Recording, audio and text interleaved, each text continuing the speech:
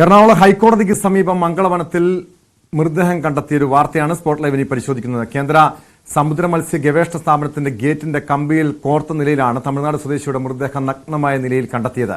National institute of oceanography കെട്ടിടത്തിന്റെ gate ചാടിക്കടക്കുന്നതിനിടെ കമ്പി കുത്തിക്കയറിയാണ് മരണം. അസ്വാഭാവിക മരണത്തിന് പോലീസ് കേസെടുത്ത് അന്വേഷണം ആരംഭിച്ചിട്ടുണ്ട്. വിശദാംശങ്ങളുമായി നവമി ദിനേശ് ചേരുന്നു കൊച്ചിയിൽ നിന്ന്. നവമി, കൊച്ചി നഗരത്തിന്റെ ഹൃദയഭാഗമാണ് ഈ മംഗളവനം. ഇവിടെ രാവിലെ ആളുകൾ ഈ ഞെട്ടലോടെയാണ് ഈ വാർത്ത കേട്ടത്. കാരണം ഒരു ദുരൂഹ സാഹചര്യത്തിൽ മൃതദേഹം കണ്ടെത്തുന്നു. തുടക്കത്തിൽ അത് ഒരു കൊലപാതകമാണോ എന്ന രീതിയിൽ പോലും സംശയങ്ങൾ ഉണ്ടാകുന്നു. പോലീസിന്റെ പ്രാഥമികമായിട്ടുള്ള നിഗമനം എന്താണ്? എന്തെങ്കിലും ഈ സംഭവത്തിൽ എന്തെങ്കിലും ദുരൂഹതയുണ്ടോ?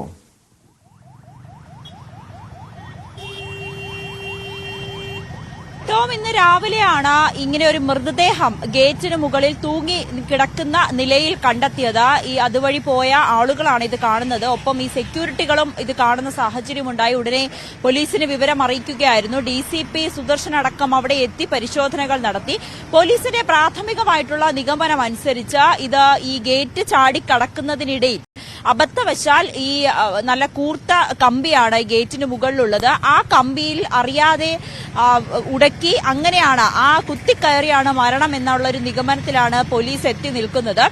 കാരണം മലദ്വാരത്തിലൂടെ കയറി തൊടയിലേക്ക് ഇത് കുത്തി ഇറങ്ങിയ നിലയിലായിരുന്നു മൃതദേഹം കാണപ്പെട്ടത്. അതായത് മദ്യപിച്ച് ലഹരിയിലായിരുന്നു, ബോധമില്ലാത്ത അവസ്ഥയിൽ ഇയാൾ മതിൽ ഗേറ്റ് ചാടിക്കടക്കാൻ ശ്രമിക്കുന്നതിനിടയിലാണ് കാൽ വഴുതി ഇതിലേക്ക് വീണു പോയതാകാം എന്നൊരു നിഗമനത്തിലാണ് പോലീസ് എത്തി നിൽക്കുന്നത്. ഫോറൻസിക് പരിശോധനയിൽ ഇയാളുടെ മൃതദേഹത്തിൽ മറ്റ് പാടുകളോ അല്ലെങ്കിൽ ഏതെങ്കിലും തരത്തിലുള്ള മർദ്ദനത്തിന്റെയോ കൈപ്പാടുകളോ ഒന്നും തന്നെ കണ്ടെത്തിയിട്ടുമില്ല. അതുകൊണ്ട് തന്നെയാണ് ഇങ്ങനൊരു നിഗമനത്തിലേക്ക് എത്തിയതും. ഇയാൾ വസ്ത്രം ധരിച്ചിരുന്നില്ല എന്നുള്ളത് കൂടി പോലീസ് പറയുന്നുണ്ട്. ഇയാളുടെ പാന്റ് തൊട്ട് സൈഡിലായി കിടക്കുന്നതും കാണാൻ കഴിഞ്ഞു. പോലീസ് പറയുന്നത് സ്ഥിരം ഈ ഭാഗത്ത് കൂടി ഇങ്ങനെ മദ്യപിച്ച് അല്ലെങ്കിൽ വിവസ്ത്രനായിട്ടൊക്കെ നടന്നു പോകുന്ന ഒരാളാണ്, തമിഴ്നാട് സ്വദേശിയാണ്. പക്ഷേ ഇയാളെക്കുറിച്ചുള്ള കൂടുതൽ വിവരങ്ങളൊന്നും പോലീസിന് ലഭ്യമായിട്ടില്ല. നാട്ടുകാരിൽ നിന്നും ലഭിച്ച ചെറിയ സൂചനകളിൽ നിന്നാണ് ഇയാൾ തമിഴ്നാട് സ്വദേശിയാണെന്ന് മനസ്സിലായത്. പക്ഷേ എന്തിനാണ് ഇയാൾ ആ വനത്തിനുള്ളിലേക്ക് പോയത്, മംഗളവനത്തിനുള്ളിലേക്ക് പോയത്? മംഗളവനത്തിൽ തന്നെ സമുദ്ര ഗവേഷണ കേന്ദ്രത്തിന്റെ കെട്ടിടത്തിന്റെ മുൻവശത്ത് ഗേറ്റിലാണ്. അതായത് ഇയാൾ ഒന്നെങ്കിൽ ഈ കെട്ടിടത്തിൽ നിന്നും പുറത്തേക്ക് ഇറങ്ങാൻ ശ്രമിച്ചു, അല്ലെങ്കിൽ പുറത്തു നിന്നും കെട്ടിടത്തിനുള്ളിലേക്ക്. ഇതിലെന്താണെന്ന് പോലീസിന് ഇപ്പോഴും കൃത്യമായി വിവരം ലഭിച്ചിട്ടില്ല. പരിശോധന നടത്തുന്നതേ ഉള്ളൂ. അവിടെ എപ്പോഴും നമുക്കറിയാം ഹൈക്കോടതിയുടെ പിൻവശത്താണ്, വലിയ സുരക്ഷയുള്ള ഒരു ഇടമാണെങ്കിൽ പോലും രാത്രി സമയത്തായതിനാൽ അവിടെ ഈ സെക്യൂരിറ്റികൾ മാത്രമേ ഉണ്ടായിരുന്നുള്ളൂ. പക്ഷെ അവരും ഇത് കണ്ടിട്ടില്ല. ഇന്ന് രാവിലെ മാത്രമാണ് അവരും ഇത് കാണുന്നത്. എന്താണ് ഇവിടെ സംഭവിച്ചതെന്നും പോലീസും അന്വേഷണം നടത്തിക്കൊണ്ടുവരികയാണ്. ടോം, തീർച്ചയായും നവമി, ആകെ തുടക്കത്തിൽ തന്നെ ചില ദുരൂഹതകൾ ഉണ്ടായിരുന്നല്ലോ ഈ കേസുമായി ബന്ധപ്പെട്ട്.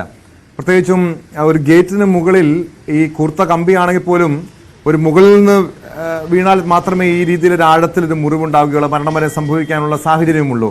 പക്ഷേ ഈ ഗേറ്റ് ചാടിക്കിടക്കുമ്പോൾ ആ കമ്പിയിൽ കുരുങ്ങി മരണം സംഭവിക്കുന്നു പറയുമ്പോൾ അത്ര വിശ്വസനീയമാണോ? പോലീസ് ഏത് സാഹചര്യത്തിലാണ് ഇത് മറ്റ് രീതിയിലുള്ള ദുരൂഹതയില്ല, ഈ കേസിനില്ല, ഇത് ഒരു കൊലപാതക സാധ്യതയൊന്നും പോലീസ് പരിശോധിക്കാത്തത്?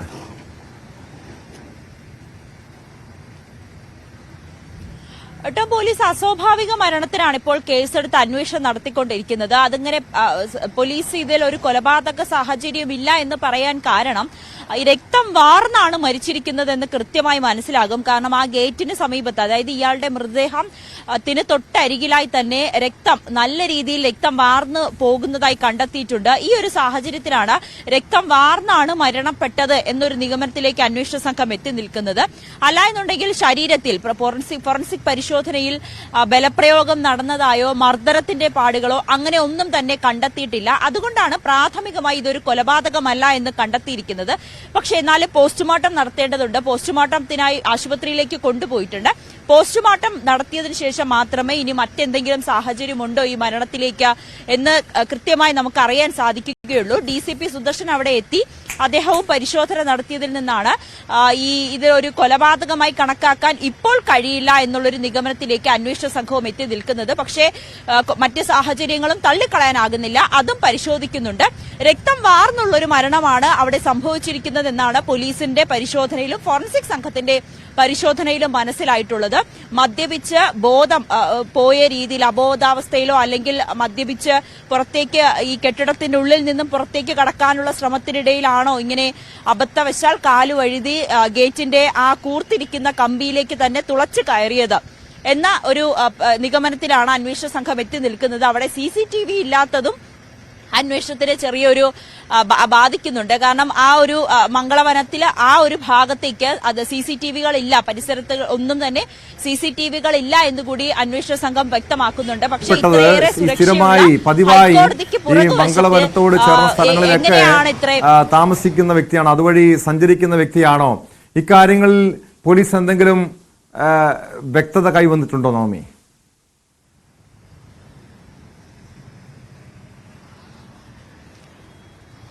ടോം, പോലീസ് പറയുന്നത്, അതായത് നാട്ടുകാരിൽ നിന്നും ചോദിച്ചറിഞ്ഞപ്പോൾ മനസ്സിലായത് ഇയാൾ നിരന്തരം ഈ മദ്യപാനിയായി അല്ലെങ്കിൽ റോഡിൽ ബഹളമുണ്ടാക്കി ഇടയ്ക്കൊക്കെ നഗ്നനായി പോകുന്ന ഒരു വ്യക്തി തന്നെയാണ്. തമിഴ്നാട് സ്വദേശിയാണ്. പക്ഷേ ഇയാളെ കുറിച്ചുള്ള മറ്റ് വിവരങ്ങളൊന്നും തന്നെ ഇപ്പോഴും അന്വേഷണ സംഘത്തിന് ലഭിച്ചിട്ടുമില്ല. അത് പരിശോധിച്ചു വരികയാണ്. ഇയാളുടെ കുടുംബത്തെക്കുറിച്ചോ അല്ലെങ്കിൽ ഇയാളുടെ മറ്റ് ചുറ്റുപാടുകളെ കുറിച്ചോ ഒന്നും നാട്ടുകാർക്കും ധാരണയില്ല. ഇയാൾ എവിടെയാണ് താമസിക്കുന്നതെന്ന് പോലും അറിയില്ല. പക്ഷേ മദ്യപിച്ച് ഈ ഹൈക്കോടതി സമീപ പ്രദേശങ്ങളിലൊക്കെ അലഞ്ഞു തിരിഞ്ഞ് നടക്കുന്ന ഒരു വ്യക്തിയാണെന്ന് മാത്രം നാട്ടുകാർ പോലീസിന് മൊഴി നൽകിയിട്ടുണ്ട്. പോലീസ് ഇയാളുടെ ബാക്കി കാര്യങ്ങൾ, ഈ കുടുംബം എന്തിനാണ് ഇവിടെ വന്നത്, ഇയാൾക്കിവിടെ സൗഹൃദങ്ങളുണ്ടോ, ഇന്നലെ മദ്യപിക്കാൻ സമയത്തൊക്കെ സുഹൃത്തുക്കളും ഒപ്പം ഉണ്ടായിരുന്നോ, എന്നീ കാര്യങ്ങൾ കൂടി പോലീസിന്റെ അന്വേഷണ പരിധിയിലുണ്ട്.